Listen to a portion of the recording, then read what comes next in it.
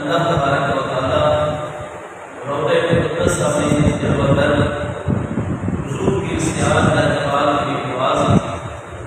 تمام مقدس ہستیوں کے بے نور اور صاحب عرش کریم ذات ہمارے مرشد کریم حضور سیدنا میر شریعت کی نواز تبی اللہ برابر کے درجات عالیہ اللہ کریم جل شانہ اپنی باقاہ اقدس میں مزید قرب سے بلندر فرمائے اور ایسی کریم ہستیوں کے لیے اللہ پاک نے اپنی باقاہ اقدس میں بے شک جو محل عزت و کرامت متعین فرمایا ہے اللہ تبارک و تعالیٰ حضور سیدنا کی سیاحت کا اقبال کی نواز سیدنا میر شریعت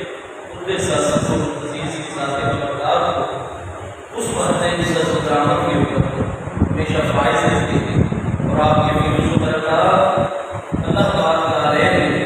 اس عالم دنیا میں عالم قبر میں بھی عالم محشر قیامت میں بھی اور ابد عالم آخرت میں بھی ہم سب کے شامل حال رکھتے ہیں اور آپ کی مقدس اسلامی تعلیمات پر اللہ تعالیٰ ہم سب مسلمانوں کو ملت اسلامیہ کے خصوص آپ ذات برکات سے بے شمار کرامات کا اس عالم دنیا کے اندر ظہور ہوا، لیکن ان تمام کی تمام چیزوں کے ساتھ حضور کی سیاحت کا اقبال کی نواز عالم اسلام کے اندر اس مرکز عظیم جو آستانہ عالیہ چشتیہ نظامیہ سیاحت شریف ہے، یہاں سب سے بڑی کرامت میرے آقا نبی پاک صاحب روضہ صلی اللہ علیہ وسلم مبارک وسلم کی تعلیمات مقدسہ سے مطابق اللہ تعالی جل شانہ کی بارگاہ اور شریعت اسلامیہ کی روح کے مطابق اس پر عمل کرنے والے درس ہے۔ آج بھی ہمارے جتنے بھی پیر بھائی حضور پیر سیاحت کا اقبال کی نواز کے آستانہ مقدسہ پر حاضر ہوتے ہیں، بے شک بیعت برکت جو بیعت کی بہت سارے قسموں میں سے ایک بنیادی دینی قسم ہے بیعت برکت، اس میں بھی آپ جانتے ہیں کہ جیسے ہم حضور پیر سیاحت کا اقبال کی نواز کے مبارک بارگاہ اقدس کے ساتھ وابستہ ہوتے ہیں تو ہمیں جو پہلی ترتیب ہوتی ہے وہ ہوتی ہے احکام شریعت کی پابندی، آپ کے کریم علیہ السلام کی بارگاہ اقدس کے ساتھ نماز کی پابندی کے ساتھ ایک تسبیح درود پاک کی اور ایک تسبیح یا کریم کی، اور ساتھ ہی آپ دیکھتے ہیں کہ احکام شریعت کی پابندی کا باقاعدہ طور پر آستانہ پاک سے اور حضور کی سیاحت کا اقبال کی نواز کی بارگاہ اقدس سے حکم جاری کر دیا جاتا ہے۔ حضور سیدنا میر شریعت کریم نواز کی ذات برکات کی ان بے پناہ عظیم برکات میں سے ایک عظیم برکت عظیمہ ہے کہ حضور کی سیاحت سیدنا امیر شریعت کریم نواز نے ہر میدان کے اندر مسلمانوں کی اعتقادی حفاظت جو ہے وہ آپ نے فرمائی ہے، جہاں پر وقت آپ نے ہماری ہر شعبے زندگی میں رہنمائی فرمائی، وہ چاہے سیاسی اور انتظامی معاملات، چاہے سماجی اور معاشرتی معاملات، چاہے تہذیبی اور اخلاقی معاملات، حضور کی سیاحت کا اقبال کی نواز کی تعلیمات اللہ اور اس کے پیارے محمد علیہ السلام کے دیے ہوئے دین متین کے عین مطابق ہماری کامل رہنمائی فرماتی ہے، اور ان اعتقادی خدمات میں جہاں حضور کی سیاحت کا اقبال کی نواز کی ذات برکات ماضی کے اور موجودہ دور کے فتنوں سے ہمیں بر وقت خبردار کرنا ہے، نہ صرف آستانہ عالیہ سیاحت شریف میں ہر دور میں اٹھنے والے ہر طرح کے فتنوں سے اپنے متعلقین کو اور تمام عالم اسلام کو نہ صرف خبردار کروایا بلکہ ان فتنوں کے مقابلے کے لیے ہر دور میں عملی پروگرام بھی دیا، اور آپ دیکھتے ہیں مسئلہ ختم نبوت اور عقیدہ ختم نبوت یہ ضروریات دین کے اندر ہے۔ ایک انسان چاہے جتنا کلمہ پڑھے، کلمہ شہادت کا ورد کرے، جتنی نمازوں کی پابندی کرے، روزے رکھے، تمام کے تمام احکام شریعت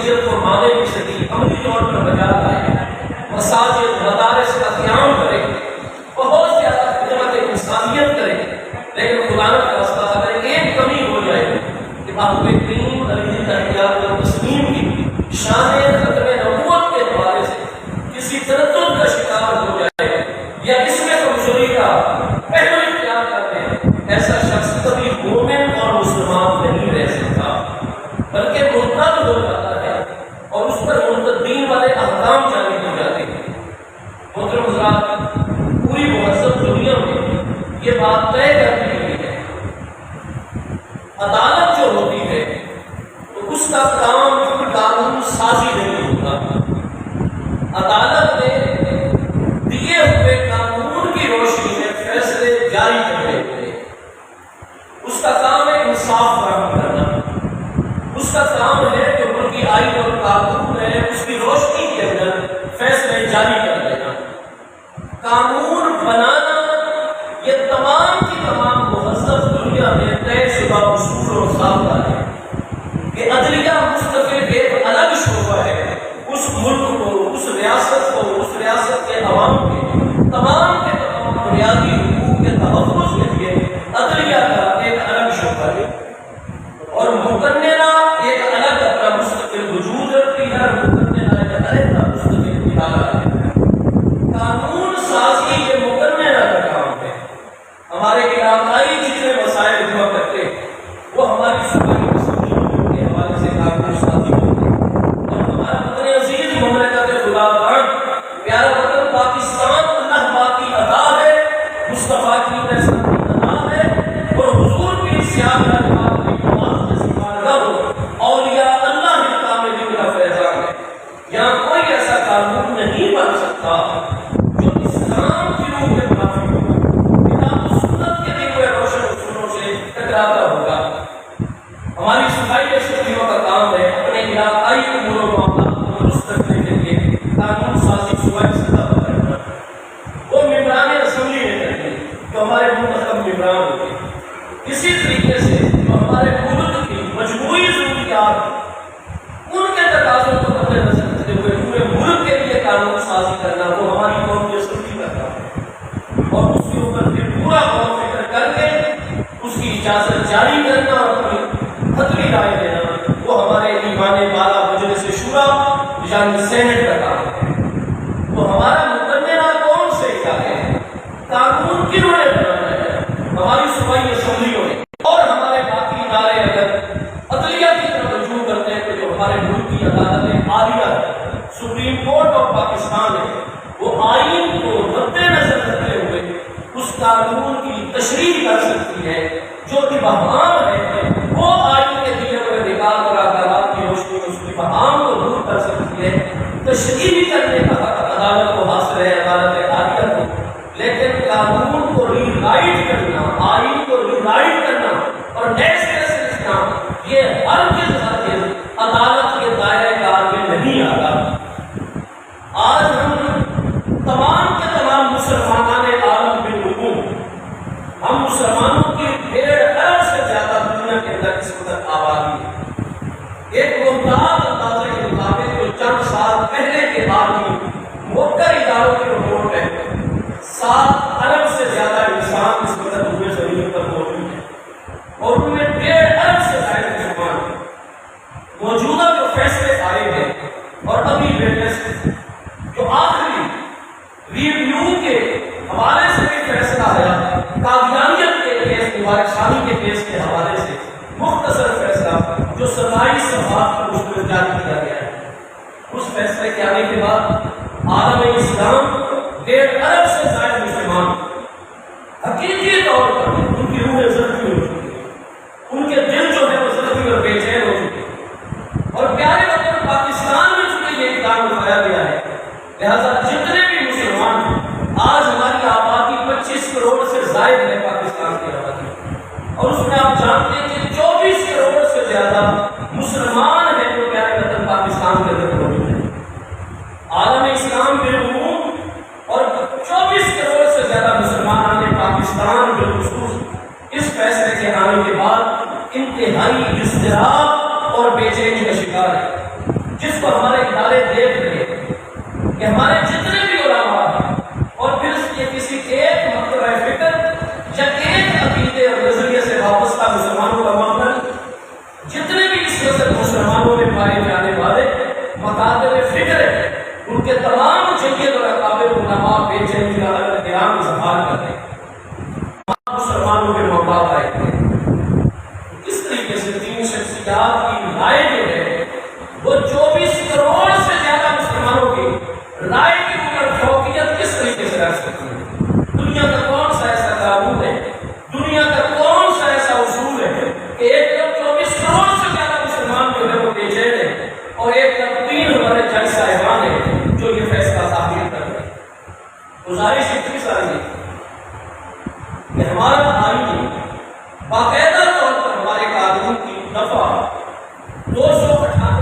ء کے اندر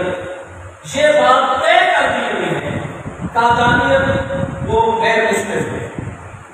اور آئین پاکستان کو ماننا ان کی بنیادی ترین ذمہ داری ہے. اس لیے کہ دنیا کا جو ملک بھی آپ لے لیں گے اس میں شہری دو قسم کے ہوتے ہیں. ایک وہ ہوتے ہیں کہ وہاں کے پیدائشی ہوتے ہیں اور صدیوں سے وہاں ان کے خاندان ان کے آبا و اجداد آ رہے ہوتے ہیں, مقامی آبادی ہوتے ہیں. اور دوسرے وہ اس ملک اور ریاست کے شہری ہوتے ہیں جو پیدا کسی اور ملک میں ہوتے ہیں لیکن یہاں کی آ کر وہ بالکل اس ملکی قانون کے تقاضوں کے مطابق وہاں کی شہریت حاصل کر لیتے ہیں. تو چاہے کوئی پیدائشی شہری ہو کسی مملکت یا باہر سے آ کر شہریت لینے والوں حقوق شہریت حاصل کرنے والوں, ہر دنیا کی جو بھی ریاست ہے جو بھی ملک ہے وہ اس شہری کو پابند کر دیتا ہے کہ تمہارے تمام بنیادی حقوق کا تحفظ تب ہوگا جب اس ریاست کے آئین اور قانون کو دل و جان سے تسلیم بھی کرو گے, اس پر عمل بھی کرو گے اور اس کا تحفظ بھی کرو گے. ہمارے پیارے وطن پاکستان میں بھی شہریت کا یہی اصول ہے, چاہے کوئی مقامی شہری ہے چاہے کوئی بعد میں آ کر پاکستان کی شہریت حاصل کرتا ہے, اس کے تمام بنیادی حقوق کا تحفظ, اس کی جان کا تحفظ, اس کے مال کا تحفظ, اس کی عزت و آبرو کا تحفظ, اس کی اولاد اور نسل اور جمیع مفادات اور حقوق کا تحفظ تب ہی ایک ریاست کی ذمہ داری یا اس ریاست میں موجود معاشرے کی ذمہ داری بنتی ہے جب وہ اس ریاست کے آئین اور قانون کو دل و جان سے تسلیم بھی کرتا ہے, مانتا بھی اور اس پر عمل بھی کرتا ہے. قادیانیت اگر پیارے وطن پاکستان کے شہری ہے تو بڑے ادب کے ساتھ عدالت عالیہ یعنی سپریم کورٹ آف پاکستان جیسے سب سے بڑے ادارے کی خدمت میں وہ دیوانہ درخواست ہے. آج تک کیا قادیانیت سے ہماری عدالت عالیہ میں ہمارے اداروں میں یہ بنیادی ترین معاملہ آج تک ان سے حل کروایا ہے؟ کیا کوئی ایک قادیانی ہے جو آئین پاکستان کو مانتا ہو, قانون پاکستان کو مانتا ہو؟ سب سے پہلا سپریم کورٹ آف پاکستان کا پہلا ایک ذمہ داری کا اقدام اور معاملہ یہ ہے, حق یہ ہے کہ وہ سب سے پہلے ایسی فضا بنائے آئین اور قانون کی روشنی میں قادیانیوں کے تمام جتنے بھی بڑے ہیں ان کو طلب کر کے پابند کرے کہ پاکستان کے اندر آپ کب رہنے کے حقدار ہوں گے. جب پاکستان کے آئین کو تسلیم کرو گے, پاکستان کے قانون کو دل و جان سے تسلیم کرو گے, اور اگر نہیں مانتے ہو تو پھر ان کا وجود بھی خطرے میں, وہ پاکستان میں کیسے رہنے کے حقدار ہو سکتے ہیں. پاکستان کے معاشرے سے یا پاکستان کی ریاست سے وہ اپنے تمام بنیادی انسانی حقوق, سماجی اور معاشرتی حقوق کا وہ کس طریقے سے ریاست پاکستان اور پاکستان میں آباد معاشرے سے وہ اپنے حقوق اور مفادات کے تحفظ کا کس طریقے سے جو ہے وہ ایک ہم سے یقین کے حامی لے سکتے ہیں, جبکہ وہ ہمارے آئین کو نہیں مانتے, ہمارے قانون کو ہمیشہ چیلنج کرتے ہوئے نہیں مانتے. کیا سپریم کورٹ آف پاکستان میں یہ جو موجودہ حالات بنے اور ہم مسلمان کیوں بہت زیادہ بے چینی اور بےتابی کا شکار ہو گئے؟ اس لیے کہ ایک کیس جب بنیادی عدالت میں گیا ہے, پہلی سطح کی عدالت میں, میجسٹریٹ صاحب کے ہاں, تو چھوٹی جو مقامی عدالتیں ہیں بنیادی یہ ٹرائل کورٹس ہیں. سپریم کورٹ نے مداخلت کر کے وہ کیس اپنے پاس دلوا دیا. کیا ٹرائل کورٹس کے اندر, بنیادی عدالتوں کے اندر ملزم اور مدعی ان کے وکیلوں کو پوری بحث کرنے اور مقامی عدالتوں کو ایک نتیجے پر پہنچنے کا کیا موقع ہماری سپریم کورٹ نے فراہم کیا ہے؟ تو یہ ہمیں مشکوک کر دیتا ہے. اس کا مطلب ہے کہ وہ پیارا پاکستان, اس کے لیے عملی اقدامات سامنے آ رہے ہیں کہ جیسے آپ حضرات نے ہمارے عراق کو, آپ نے ہمارے لبنان کو, آپ نے ہمارے لیبیا کو, آپ نے ہمارے شام کو, آپ نے ہمارے یمن کو جس منزل تک پہنچا دیا ہے, اب پاکستان جو عالم اسلام کی سب سے بڑی قوت ہے, سب سے بڑی مضبوط آواز ہے,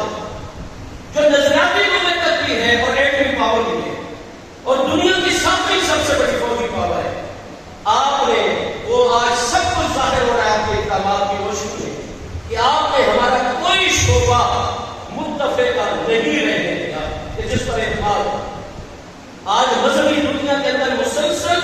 انتشار کھڑا کر دیا گیا، اختلاف کھڑا کر دیا گیا۔ اگر باقی علماء کوئی ایسا سخت جملہ ادا کر دے کسی کے متعلق، فوراً ہمارا قانون حرکت میں آ جاتا ہے، لیکن کتنے سارے ڈاکٹر ہیں جیل وغیرہ ادھر ادھر جن کے باقاعدہ ادارے سے تصدیق کر لیں، وہ جتنا کچھ بھی بول رہے ہیں غلط، معاشرے میں نفس عمل کا باعث بن رہے ہیں، ہمارے ادارے ان پر کوئی قانون کی روشنی میں ہاتھ نہیں ڈال رہے۔ اس کا مطلب ہے کہ جان بوجھ کر پاکستانی معاشرے کو کمزور کیا جا رہا ہے اور انتشار اور اختلاف کا شکار کیا جا رہا ہے۔ اسی طریقے سے ہمارے جتنے سماجی معاملات ہیں، دینی معاملات ہیں، سیاسی اور معاشی معاملات ہیں، وہ سارے کے سارے انتشار کا شکار اور ہر بندہ دوسرے سے ٹکراؤ کی حالت میں آ گیا۔ یہ صورتحال کوئی بھی مومن اور مسلمان پاکستانی برداشت نہیں کر سکتا، لہذا آپ نے مشکوک کر دیا اپنے اقتدار سے، اور یہ جو اب آخر میں یہ فیصلہ آیا ہے، باقی پہلے والے تمام آئین اور قانون کو قادیانیت کے حوالے سے مد نظر رکھا گیا ہے، لیکن اس میں باقاعدہ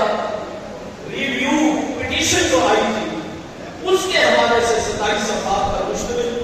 جو مختصر فیصلہ جاری کیا گیا ہے، اس کے اندر ایک جملہ جو ہے وہ ڈال کر قانونی طور پر قادیانیت کے لیے راستے جو ہے وہ کھول دیے گئے ہیں۔ قادیانی منتبہ ہے، وہ غلام قادیانی کے پیروکار ہیں، وہ جب بھی تبلیغ کریں گے مصطفیٰ کریم علیہ السلام کے بالمقابل وہ غلام قادیانی کی طرف دعوت دیتے ہیں۔ ہمارے آئین میں باقاعدہ دفعہ 298 جو ہے وہ قادیانیت پریچنگ کا لفظ بھی موجود ہے، اس کے اندر پروپیگیٹ کرنے کے الفاظ بھی موجود ہیں۔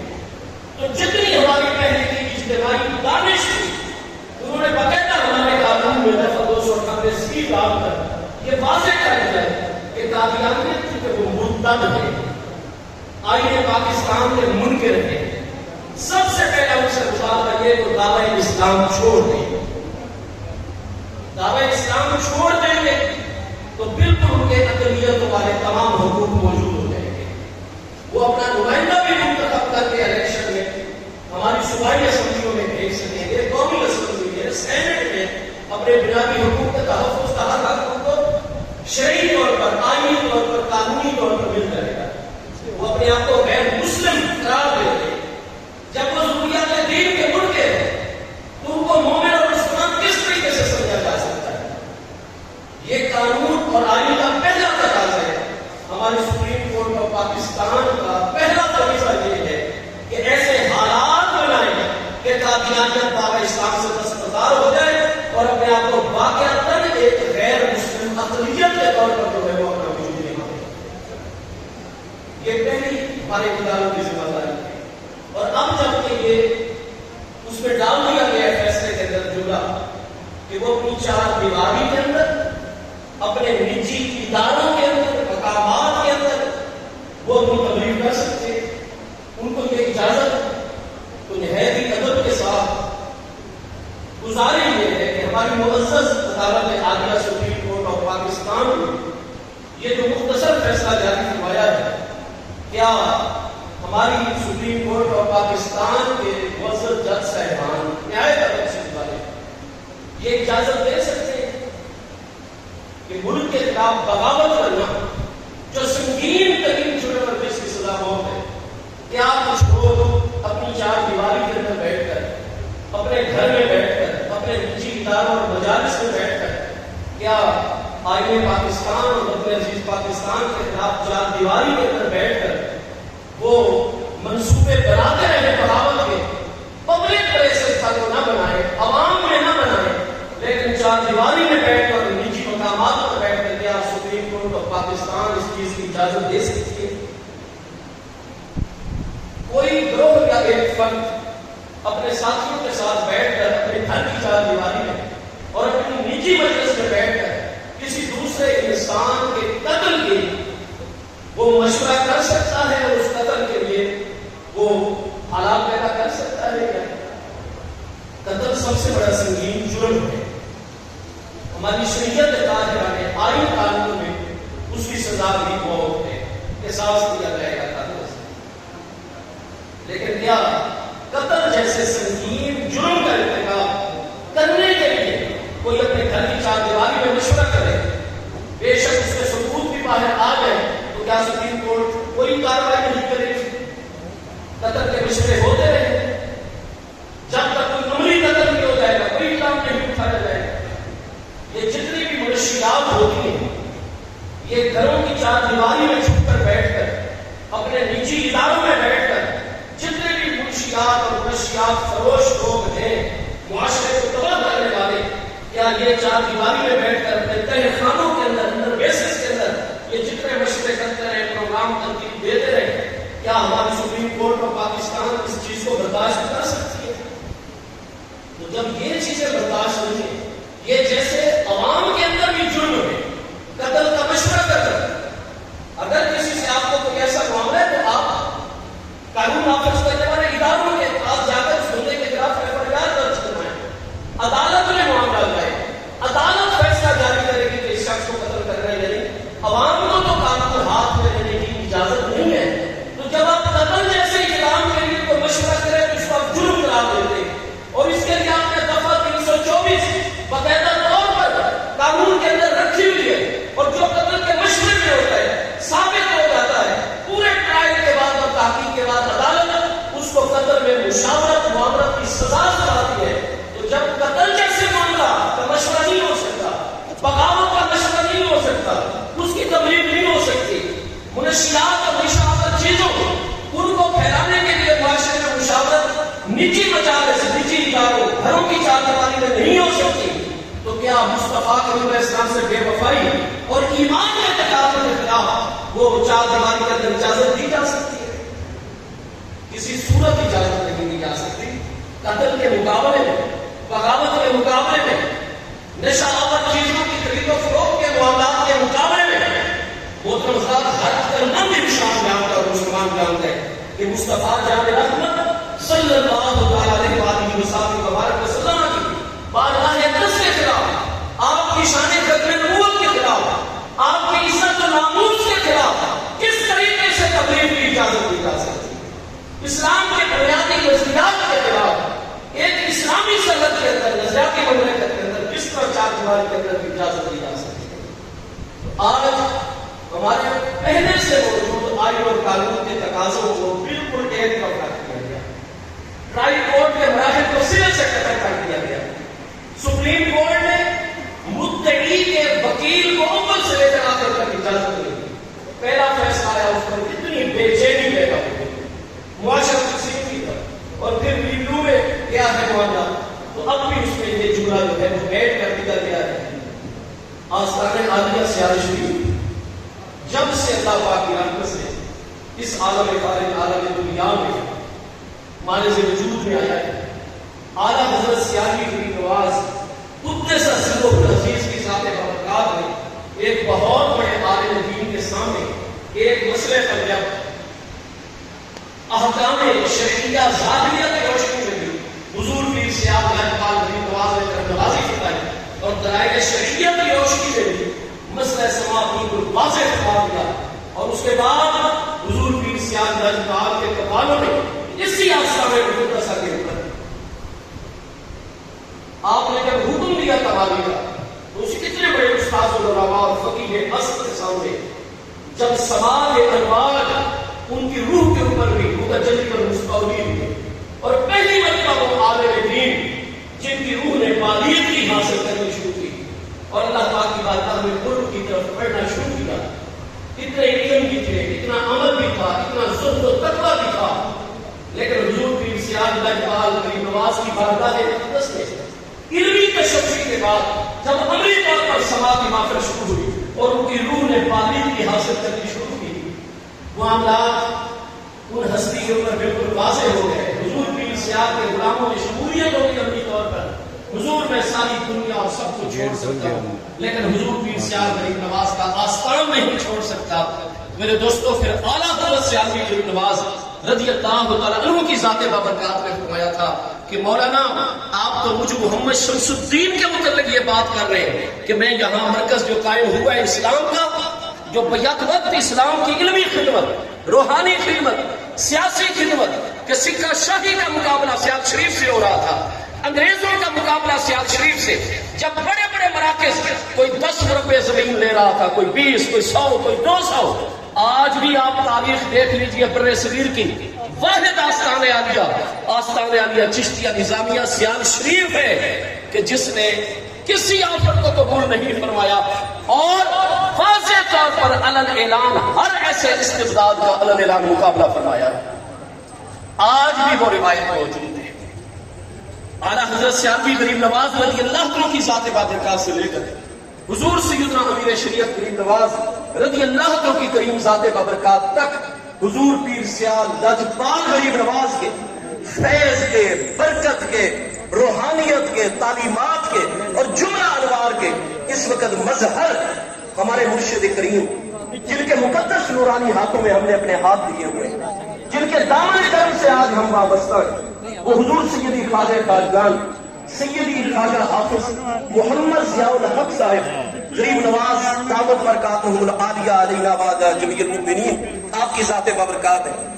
آپ کی مقدس تعلیم بھی یہی ہے اور آستان عالیہ سیال شریف سے تمام کے تمام عالم اسلام کو بالعموم اور عالم اسلام کے اندر دنیا کا کوئی ملک ایسا نہیں جہاں حضور پیر سیال لاجپال کا فیض موجود نہ ہو۔ ہمارے پیر بھائی چشتی سیال بھی وہاں موجود نہ ہو۔ تمام اپنے پیر بھائیوں کے لیے بالخصوص یہ آستان مقدسہ کے ساتھ پیغام ہے۔ ہم اپنی دنیا کے معاملات کے حوالے سے بڑے سے بڑا جو بھی آزمائے بالکل اس کو قبول کر سکتے ہیں، اپنی جانوں سے گزر سکتے ہیں، لیکن مصطفیٰ جان رحمت کی بارگاہ سے بے وفائی نہیں کر سکتے۔ ہمارا اسی سے تعلق ہے جس کا مصطفیٰ کریم علیہ السلام کی بارگاہ ایک کر سے ساتھ ہمارا تعلق ہے۔ آخری بات آپ کروں گا، قرآن پاک 28 سے پارے سورہ مجادلہ آخری آیت نمبر 22 میں لا یؤمنون باللہ والیوم الآخر یوادون من حاد اللہ ورسولہ ولو کانوا آباءہم او ابناءہم او اخوانہم او عشیرتہم۔ ہم اس فیصلے کی جہاں مذمت کرتے ہیں وہاں جیسے قومی اسمبلی کے اندر کمیٹی قائم کر دی گئی ہے، سلیٹنگ کمیٹی، ہم سب کو متوجہ کرتے ہیں آئین کے آرٹیکل 188 کی روشنی سے ہم کو متوجہ کرتے ہیں کہ سوموٹو ایکشن لے کر باقاعدہ اس فیصلے کو درست کیا جائے۔ اللہ تبارک و تعالی ہم سب کو حضور پیر سیال کی غلامی نصیب ہے۔